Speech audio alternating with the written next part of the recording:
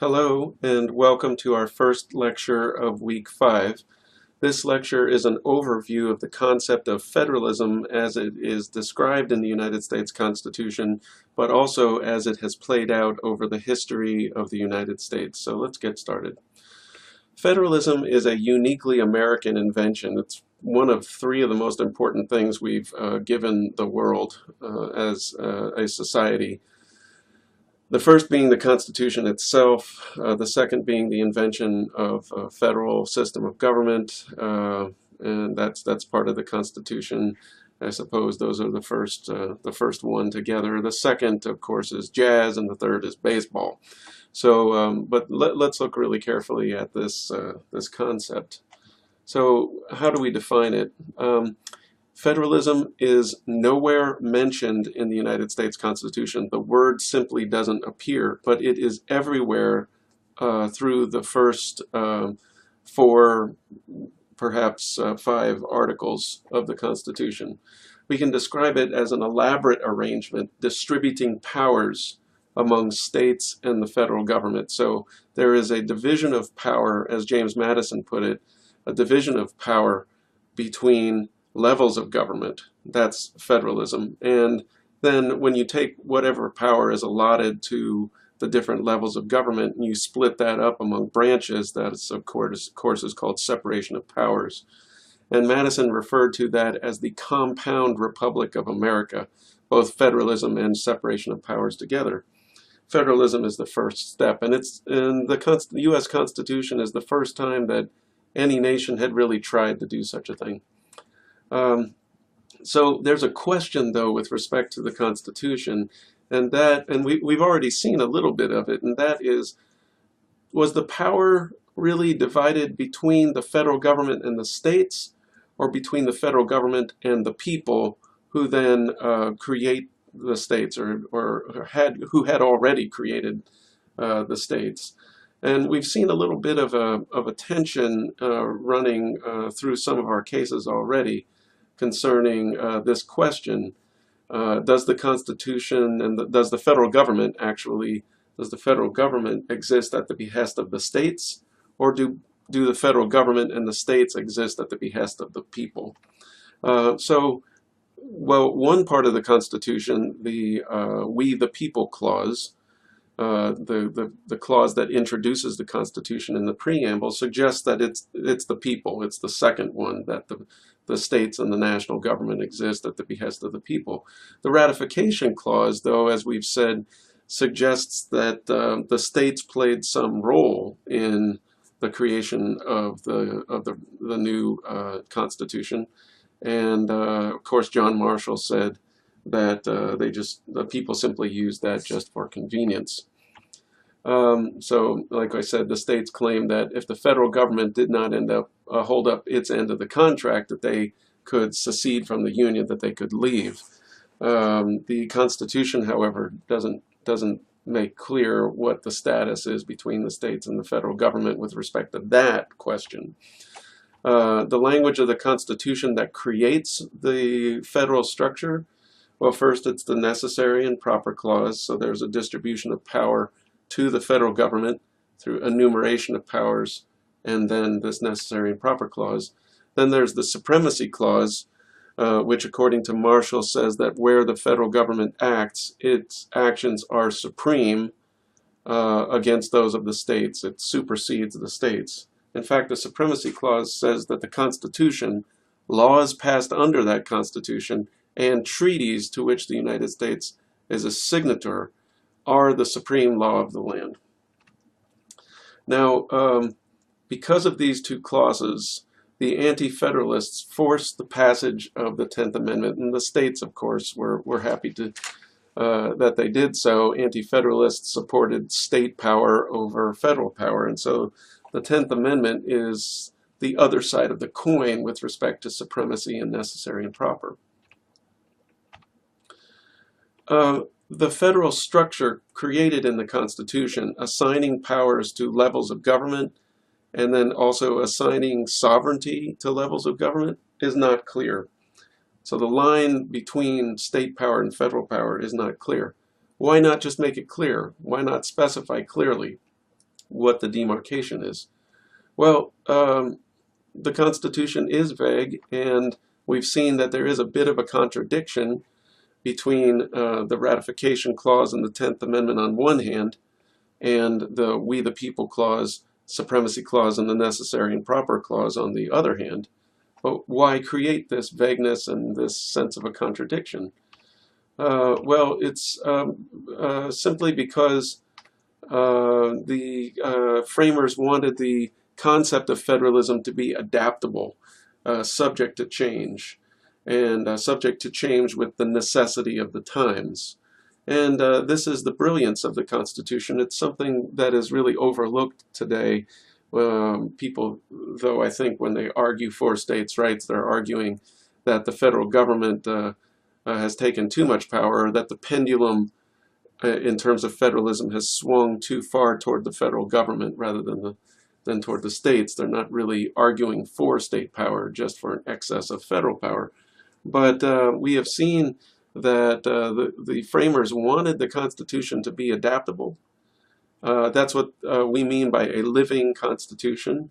It has to be adaptable to the times. That's what John Marshall meant when he said that the Constitution was not a suicide pact, that it's a constitution the court is explicating.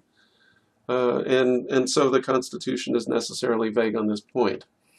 Over the period of the history of the United States, we've seen a back and forth motion, an ebb and a flow between two types or flavors of federalism. The first is called cooperative federalism, and this is where the two levels of government, the federal government and the states, share power in theory, but the feds are supreme over the states, that wherever the federal government acts, they are supreme over the actions of the state, and the 10th Amendment is of significantly less importance. The other one is called dual federalism. This is the idea that the states and the federal government are equal, and the 10th Amendment is the key for determining where to draw the line. Now, the 10th Amendment says that those powers not delegated to the United States are the powers of the states or the people. Well, what are these powers that haven't been delegated? In week 7, we're going to go over that power very extensively. It's called government neutrality, or the police power. And that is the key thing that the 10th Amendment attempted to preserve. Just shortly, briefly, the police power is the ancient power of the states, which predates the United States Constitution, to do whatever is necessary to preserve the public health, safety, welfare, and morals. So that's the power that the 10th Amendment was attempting to preserve. So these two types of federalism have played out in cycles. Why? Why have they? Well, for a number of reasons. One is that our economy has changed dramatically, and federalism is supposed to be responsive to these changes. In fact, our economy continues to change dramatically. The internet, which we're using right now, by the way, has changed things dramatically. It's re-emphasized the local character of transactions, while also expanding our ability to transact globally. So it's a very interesting development. The Industrial Revolution really created a tremendous change in the character of economic transaction in the United States, and shifted power more toward the federal government in terms of regulating that interstate and international commerce. So dual federalism really came to life with the with the passage of a statute called the Missouri Compromise. Now, this was far into the history of the nation, and we're talking at some point in the 1840s and 50s. Congress admits Missouri as a slave state and Maine as a free, non-slave state at the same time, in an attempt to keep a balance between slave and free states, to maintain a balance in the Senate. There was this proposition that the Missouri Compromise made that above a certain latitude, states would be free, and below a certain latitude, states would be slave. The problem with this was that it took away from the people of those states the right to make their own decision. And this provision was held for 34 years until it was repealed in 1854. Here's a sort of a history of the rise of dual federalism. Now, the assumption here, of course, is that from 1789 through the 1830s, cooperative federalism was the type of federalism that characterized the United States. That is the case, and that cooperative form of federalism, characterized by cases like McCulloch, was the original interpretation of the Constitution. But in the 1830s, we get a series of events that shifts power more toward the states. South Carolina issues a nullification ordinance. They say the Congress has passed a certain act involving tariffs, and we're just simply not going to apply it. It has no weight in the geographical boundaries of South Carolina. In 1835, the Federalist John Marshall, who was very much in favor of cooperative federalism, dies, and President Andrew Jackson appoints Roger Taney as Chief Justice, and he is very much in favor of state power, until he isn't, of course. But there are some instances in which he upholds the power of the federal government over the states, and others he is in favor of state power. Like I said, in 1854, the Missouri Compromise is repealed, and now the states could make up their own mind. But in 1857, the Taney Court, Chief Justice Taney's court, hears a case called Dred Scott v. Sanford, in which he repudiates the Missouri Compromise, says that it was unconstitutional, even though it had been repealed, and creates a dual federalistic state-based notion of citizenship and civil rights. The end of this dual federalism era is the day that Lincoln was elected president. And then, of course, we enter an era of bloodshed over the issue of slavery and the state's capacity to regulate civil rights and slavery and economic transactions. It's all one and a piece. You hear a lot of people saying things like, the Civil War wasn't about slavery, it was about economics. Well, I got news for you. Slavery was economics. Okay, so Dred Scott v. Sanford is an important case for us to understand. Scott v. Sanford deals with a case of a slave, Dred Scott, who resided in St. Louis, Missouri, who was taken out of Missouri, a slave state, and was brought into a territory. The Ohio territory hadn't been organized yet, but he was brought into the territory, and that territory was designated by Congress as free.